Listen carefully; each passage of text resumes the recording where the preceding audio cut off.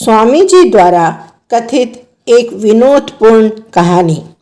एक बार एक मेंढक के घर यज्ञ होगा, लेकिन पैसा पूरा खर्च हो गया। मेंढक मच्छर के घर जाकर बोला, भाई, हम लोगों के घर हवन होगा, बहुत लोग आएंगे, तुम सभी को भी निमंत्रण। तुम मुझे कुछ रुपये उधार दो, कुछ दिन बाद वापस कर दूंगा। मच्छर ने मेंढक को कुछ रुपये उधार दिए। मेंढक घर आकर हवन किया। इसके बाद वर्षा ऋतु आ गई। मच्छरों का दल मेंढक के घर आकर लगातार बोले, रुपये दो भाई, रुपये दो भाई। मेंढक खा खा कर मोटा हो गया था। पानी में छाती तक डुबाकर बैठा था। मच्छर वहां तक नहीं जा सकते, इसलिए ऊपर से बोलने लगे, भाई, रुपये दो। मेंढक पेट को फुला फुला कर बोलने लगा, कौन किसका रुपया लिया, कौन किसका रुपया लिया।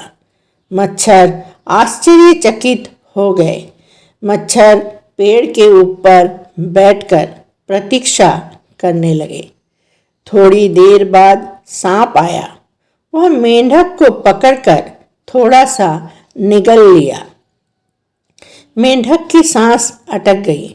उसी अवस्था में मेंढक त्राही त्राही करते हुए बोलने लगा, रुपये लो, रुपये लो।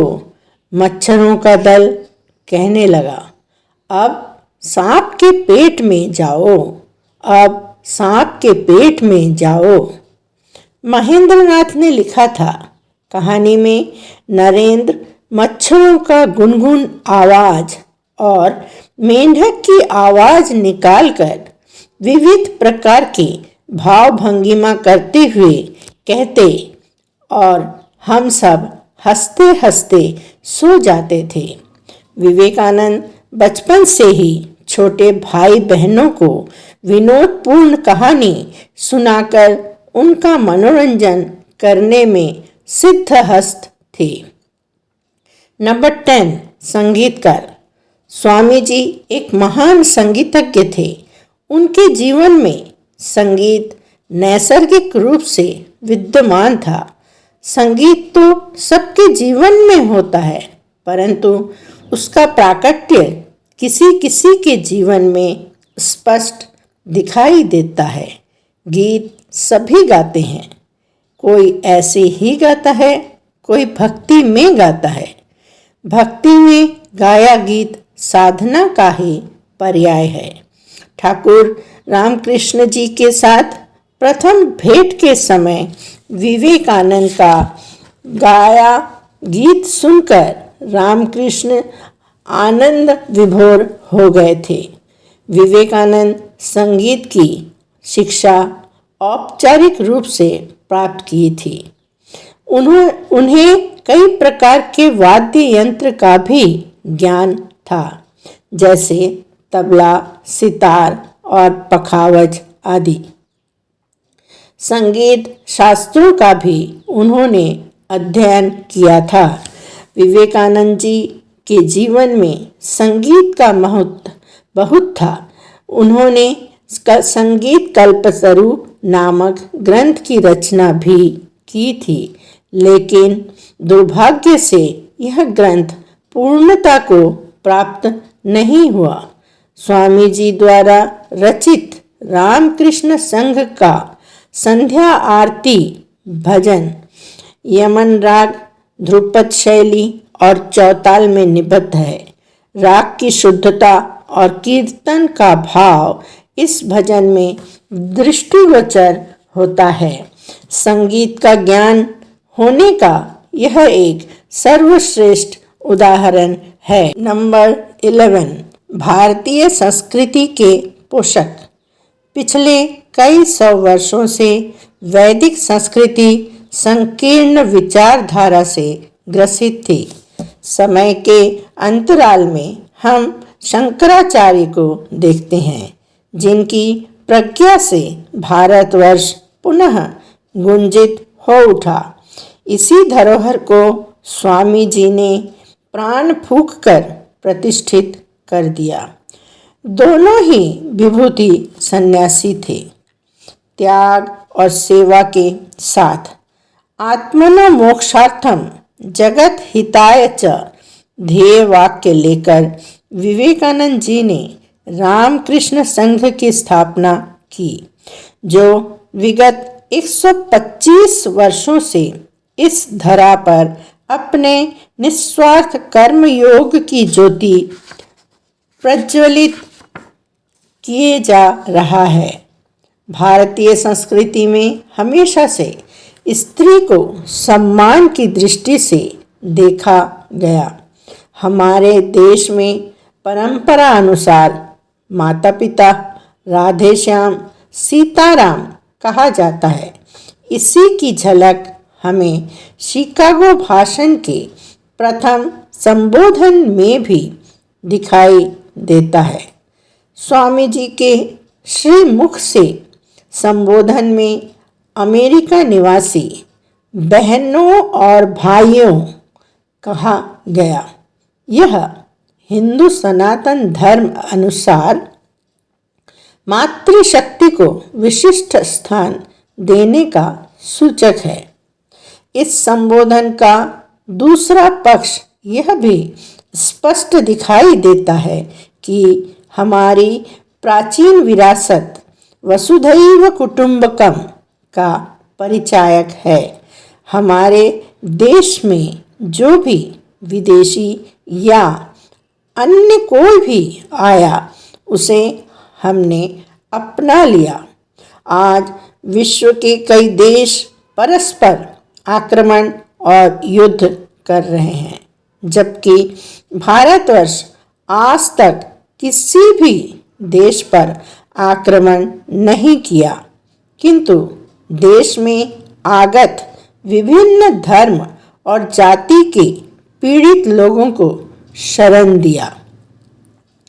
नंबर 12, श्रमिकों के शुभ चिंतक। विवेकानंद, जिन्होंने अपनी प्रतिभा और तेजस्विता से संपूर्ण संसार को प्रभावित किया, उनका विशाल हृदय सदैव भूखे प्यासे अशिक्षित गरीब लोगों के लिए व्याकुल रहता था। भारतीय जनसाधारण से उन्हें बहुत प्रेम था।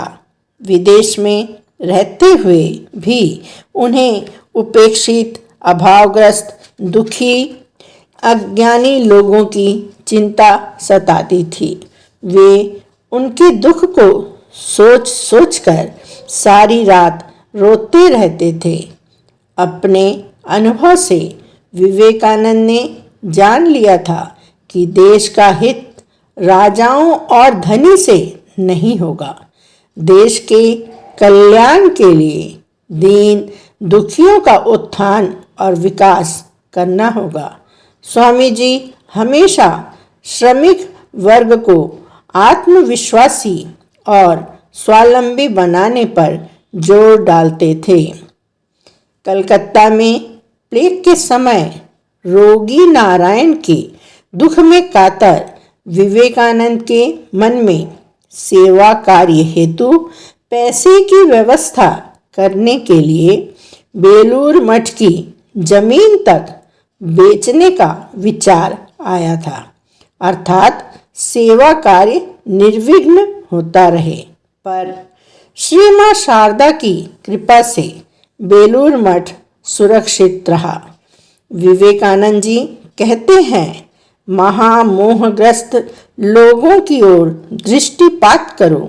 हाय हृदय भेदकारी करुणापूर्ण उनके आर्तनाद को सुनो।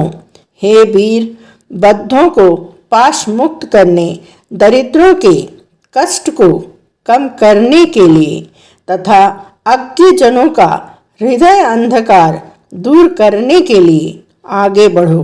डरो नहीं, डरो नहीं। यही वेदांत दुंदुभी का स्पष्ट उद्घोष है। विवेकानंद के विचारों को कार्यान्वित करने के लिए रामकृष्ण मिशन के द्वारा गदाधर अभ्युदय प्रकल्प आरंभ किया गया, संक्षेप में जिसे गैप कहा जाता है, अर्थात मस्तिष्क और मन के बीच की दूरी। इस दूरी को कम करने के लिए कार्य करना पड़ेगा, चाहे कर्म करने में हाथ या शरीर को कष्ट हो या मैला हो जाए, सहन करना पड़ेगा, क्योंकि यही सच्ची ईश्वर पूजा है। नंबर 13, अभूतपूर्व गुरु भक्ति। ठाकुर श्री रामकृष्ण जी अपने शिष्यों के मध्य जितना सर्वोच्च आसन नरेंद्र को देते थे, उतना ही नरेंद्र की गुरु भक्ति सर्वोच्च और अतुलनीय थी। जब ठाकुर जी अस्वस्थ थे, उन दिनों कैंसर रोग के संबंध में लोगों को अधिक जानकारी नहीं थी। वर्तमान समय में सब यह जानते हैं कि कैंसर रोग संक्रमित नहीं होता है। ठाकुर जी का रोग जब बढ़ गया, तब कई लोग आपस में इस रोग के विषय में आलोचना करते थे। उन लोगों के भाव से आत्मरक्षा की प्रवृत्ति झलकती थी। लोगों के इस भाव को दमन करने के लिए विश्वास की प्रतिमूर्ति प्रज्वलित हुए अग्नि के सदृश नरेंद्रनाथ एक दिन ठाकुर जी के बचा हुआ पथ्य, जो पस युक्त थूक था, हाथ में लेकर बिना हिचकिचाहट के पी गए। उस दिन से सबका संदेह हमेशा के लिए शांत हो गया। ऐसे ही कई बार अपने आत्मबल से एवं ठाकुर जी के शिक्षा के कारण नरेंद्रनाथ विवेकानंद बन गए। नंबर 14, शिक्षा। ज्ञान मानव शरीर का भूषण है। ज्ञान के बिना देश विदेश, साहित्य, विज्ञान, इतिहास एवं अन्य बहुत कुछ जानना असंभव है। इसलिए ज्ञान अर्जन के लिए शिक्षा अत्यंत आवश्यक है। जनसाधारण की उन्नति का सूत्र ही है शिक्षा। विवेकानंद सदैव देश में शिक्षा के प्रचार प्रसार के लिए प्राणपण कोशिश करते तथा सबको प्रेरित भी करते थे। अशिक्षा के अंधकार में डूबे भारतीयों के लिए मनुष्य निर्माणकारी शिक्षा, कारीगरी शिक्षा और व्यवहारिक शिक्षा को उन्होंने महत्व दिया। स्वामी जी के अनुसार शिक्षा का अर्थ है उस पूर्णता को अभिव्यक्त करना जो सब मनुष्यों में पहले से विद्यमान है। विवेकानंद स्त्रियों में व्याप्त अशिक्षा को समाप्त करने के लिए मार्गरेट नोबेल को भारत लाकर निवेदित किए, जिन्होंने स्त्री शिक्षा के लिए अथक परिश्रम किया। विवेकानंद के विचार अनुसार स्त्रियां ही स्त्रियों को उचित शिक्षा दे सकती है। पुरुषों को उनके कार्य में सहायक होना चाहिए।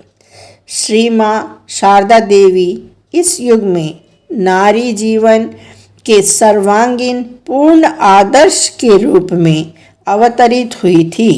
उनके जीवन और उपदेशों के अनुसार महिलाओं को अपना जीवन गठन करने की प्रेरणा मिलती है।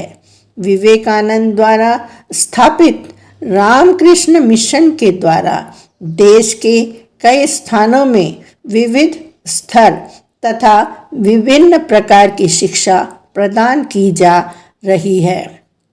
रामकृष्ण मिशन के द्वारा शिक्षा के क्षेत्र में किए जा रहे कार्य को सरकार तथा कई संस्थाओं ने प्रशंसा की है।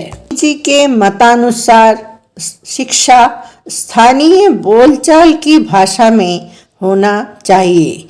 साथ ही भाषा को सहज सरल होना भी सर्वोपरि है। अगर गरीब शिक्षा लेने नहीं आ सकते तो शिक्षा को ही उनके पास खेतों, कारखानों या हर जगह पहुंचना होगा। शिक्षा सकारात्मक होनी चाहिए। नकारात्मक भावना मनुष्य को दुर्बल बनाती है। सकारात्मक शिक्षा से सभी समस्याओं का समाधान संभव है। चिरयौवन के प्रतीक स्वामी जी एक असामान्य चिंतक, देशभक्त, मानव हितैषी, सर्व कल्याणकारी नर ऋषि के रूप में विख्यात हैं। उनके पत्र, भाषण मानव को ऊर्जा और उत्तम विचार से उद्बोधित करते हैं। उन्होंने हिंदू धर्म की ध्वजा को विश्व में फहराया। परतंत्रता की जंजीर से जकड़ा भारत विवेकानंद के विचारों से प्रभावित होकर स्वतंत्र होने में समर्थ हुआ। फिर भी आज़ादी के 75 वर्ष बाद देश में सहिष्णुता, सौहार्द और विकास के लिए विवेकानंद सदैव अपरिहार्य हैं। स्वामी जी का अवलंबन लेकर ही हमारा देश पुनः विश्व गुरु होगा। रामकृष्णार्पणम अस्तु।